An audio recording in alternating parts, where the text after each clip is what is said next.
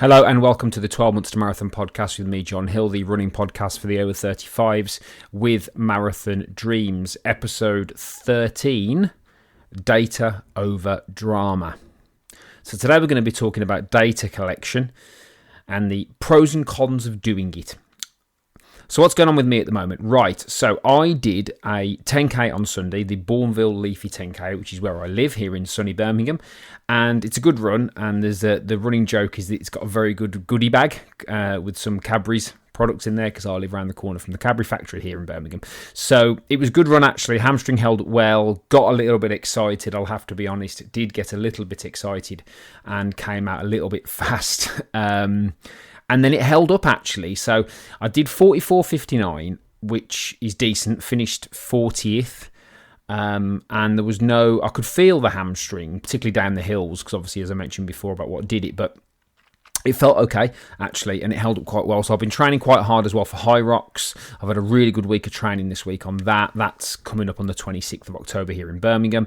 So, yeah, confident about that, feeling good. So it just shows the benefit, like I said on last week's podcast, of going to get yourself some help from a professional so you can work around certain things and still stay on track and get the results you want. Okay, let's get into this week then. So we're going to be talking about data over drama. Now, the data over drama is something my coach said to me, so I'll drop him a follow. It's Chris Brown. So Chris Brown, it's Chris Brown on Instagram. Worth a follow, particularly if you're a guy. He does a lot of men's work. He's been through a journey, and he's inspired me a lot to change a few things in my life, which I will touch on this podcast because I want to share the love. And he used the expression data over drama, which basically means that if you're not using data, you're using drama. And that's in any context. So business, running, fitness, anything. So data allows us to look at the facts and it allows us to take emotion away. Because if you're making decisions based on emotions all the time, you're not always likely to make the best decisions you can. When it comes to running, we are in an age now where we can record everything. We've got all the tools we need to record everything. We've got watches, we've got Strava, we've got apps, we've got everything. So we've got all these tools available to us. And like anything in life, I think they need to be used correctly, because the expression comparison is the thief of joy, which I've talked about before, really rings true here. Now, I think it should be the incorrect comparison is the thief of joy, because if you're comparing yourself to the wrong people, then you're always going to feel inferior. And if you feel inferior, you hide your gifts from the world, yes? And you don't know your true essence as a human being and what you can offer. And this isn't about being grandiose or narcissistic. It's about saying, actually, there's only one of you and you can offer the world something. And if you feel inferior because you're comparing yourself all the time to people that aren't you, you are hiding your gift from the world, okay?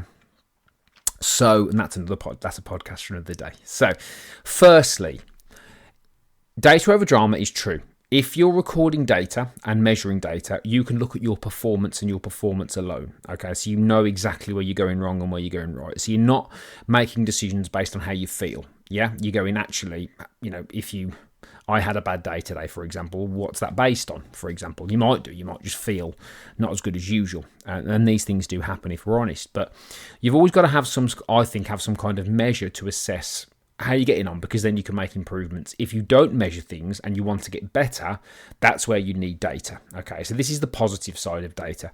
If you're recording runs and recording things on Strava, for example, let's just use Strava for today's purposes, because most people use it. I use it. We're just going to use Strava. So if you don't use Strava, you can farm me out of a cannon. So let's just say we use Strava. Now, if I look down my Strava, the average pace on my Strava is probably about 10-minute miles of all the people that I'm connected to.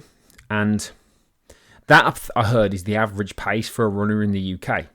So that tells you that actually we think we're going to be comparing ourselves to loads of fast people, quote unquote, whatever that means. But actually we're not. Most people are running at quite a relative pace of 10-minute miles. Now, if that's fast for you, then that's fine. But that's the average, yeah? So that shows you the sort of levels that we're talking here. We're not saying that most people are running 7-minute miles, for example, which is fast. Which is really fast, should I say. So it's all contextual, isn't it? You know what I mean? This is the problem.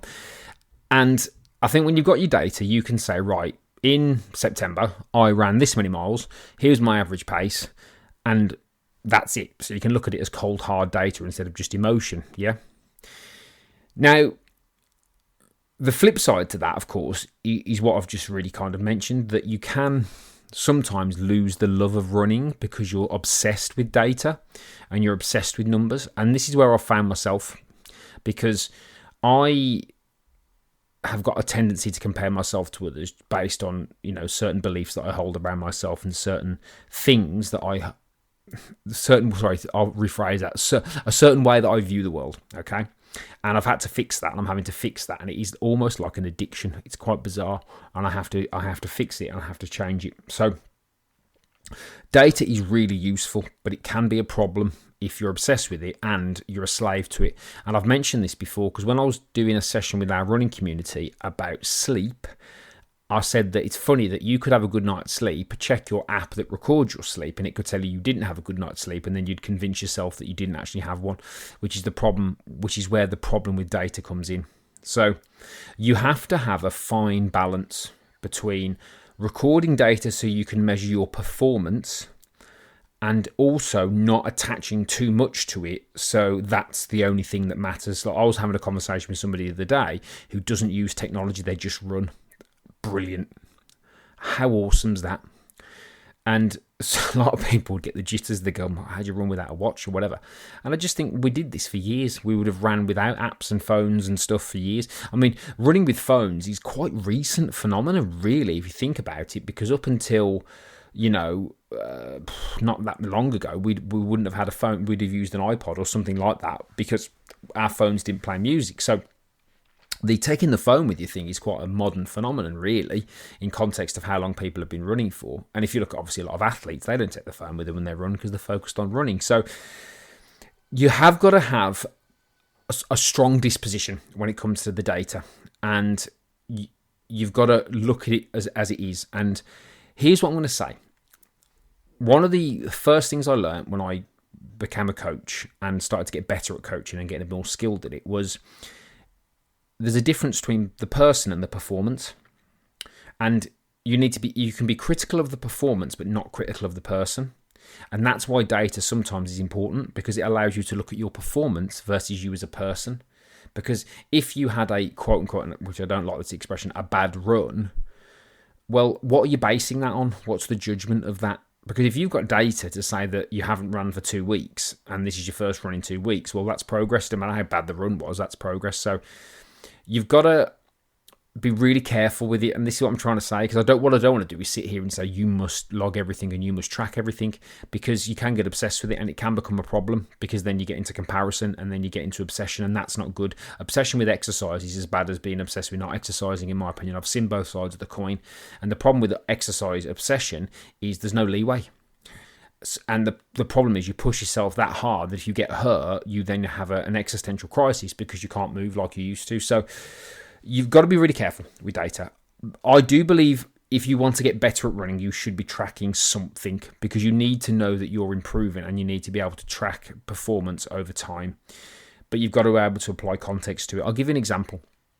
So my Garmin, because I'm not running as much at the moment, because I'm not training, while I'm training for High Rocks, it is a running event, but it's more of a short burst running event, and I know I can run endurance, as in I know I can run distance. I don't need to work on that particular discipline because I know I can do it. I can, like the 10K on Sunday, I ran comfortably at that pace. I know I can do that. I've got it in the locker. I still need to keep myself sharp, but I've got it in the locker. I've not been running that much, so my Garmin is telling me I'm either in recovery or maintaining. It's because it's basing it on my running. So if I look at my Strava, it's telling me my fitness has decreased by a certain percentage over the last year because I'm not marathon training anymore.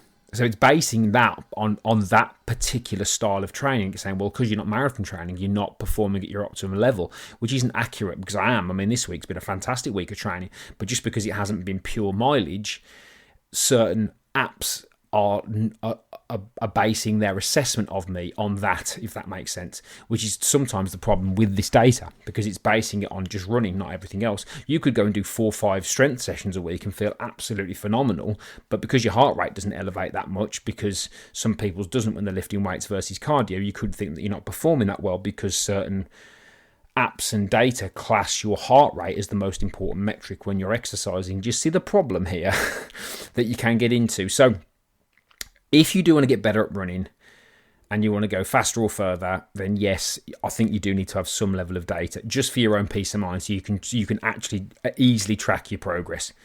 But you have got to be careful, and you have got to have some kind of pressure cooker type thing to say, right, this is creating too much pressure. I need to take a step back and chill out a little bit because it's making me stressed. Okay, so the key messages are to take away here are: if you're not using data, you're using drama, and if you're trying to improve, you don't want to be using drama, so you need some kind of data. If you're obsessing with data and you're obsessing with comparison and it's affecting your mood and your performance, that's not a good thing, because what you're going to do is you're going to outrun your love of running, like I've said before, and you don't want that. You don't want to hate the experience. So you have got to take it with a pinch of salt sometimes and say, well, okay, how much data do I need? Like then, I can't judge my performance solely on my running metrics because I'm not running as much at the moment, but it doesn't mean my fitness has dropped. It doesn't mean my performance has dropped. It means I'm applying myself in different ways. Yeah. And sometimes when you've got a good baseline, you can still perform even if you're not doing all those miles. And eventually you're going to have to rest and recover, which is something I'm focusing on, which I'll do a different podcast on. So yes, it is a balancing act. So and this is the thing, you see, there's no right and wrong. Because a lot of times people ask me for advice on stuff where you've got to test it and you've got to see what works for you. So if you are looking to get better and you are looking to improve, and particularly if you're looking to next level your running by means of going faster, or you're looking to add real distance onto it, like you're looking to go for a half marathon or a marathon, like the bigger distances, then yes, I do think perhaps you need to track your data, because you need to know that you're making improvements. And also, like I've said on previous podcasts, if you are looking to run distance and you want to get better at distance running is about control for me, and control is about analysing things like your splits, because your splits will tell you how much control how much control you have over a run, is in your splits. Because if your splits are all over the place, you're not in control of a run, in my opinion. So that's why having that data is important. But if you just want to go and run without a watch and without your phone, naked running they call it, then knock yourself out, because that's ultimately what we want to do. We don't want to ever take away our love of running and the thing that we love to do. So hopefully that helps. I try not to sit on the fence too much, and I try not to commit too much, because I don't want people going away thinking that I am saying you must track everything, or on the flip side that you mustn't track everything. What I'm saying is you have to find what works for you and what's going to help you achieve your potential and achieve your goals. Your goals are yours, and that's where comparison is a problem, because you need to base your results on your metrics and what you want for your life and your life alone. Because we've got to move away from things like if somebody says that was a slow run for me and it's a fast run for you, they're not saying that you're slow, they're just saying that that's slow for them. And you if you've got a problem with somebody saying that, the problem sits with you, if that makes sense, and that's your inferiority. Because sometimes people do that because of bravado. They'll go, oh yeah, that was an easy run for me. Now I did a run on Sunday. I was comfortable at that pace. I just was. I'm not going to lie to you. I don't lie to people. I don't go, oh, I better not say that that was easy or that was manageable, because someone might get offended. That's up to the person, and that's where you've got to look at your own security and your own inner strength. Because if you've got a good inner place, if you're good inside and you value yourself, none of this stuff will affect you. What other people are doing, it's only about you. So yeah, that's again probably another podcast for another day, because I'm conscious of time. So that's data over drama. Hopefully that's useful. Again, if you do want any more support or coaching, feel free to reach out. 12 Months to Marathon on Instagram. I do appreciate the follows as well. So if you want to hop over there and drop me a follow, I do appreciate it. And again, if you want to reach out, feel free to drop a message. We can have a chat. Thank you very much for listening. I appreciate you listening. The support you give me, it means a lot. Thank you so much. I'm planning my next year calendar as we speak, so let's see what's coming up in the future, and I'll let you know. Don't forget to like and share the podcast wherever you get your podcast from. Drop a love heart on it, or whatever you do on the platform, and share it as well. I'd really appreciate that between your running friends. That'll help me out a lot. And remember, enjoy your running. Keep doing it, keep being consistent, and you'll get everything you want at the other end of consistency. That's the most important thing. Consistency is the most important thing. Do that first, worry about everything else later. So yeah, episode 13, Data Over Drama. Thank you very much, and I'll catch you all very soon indeed.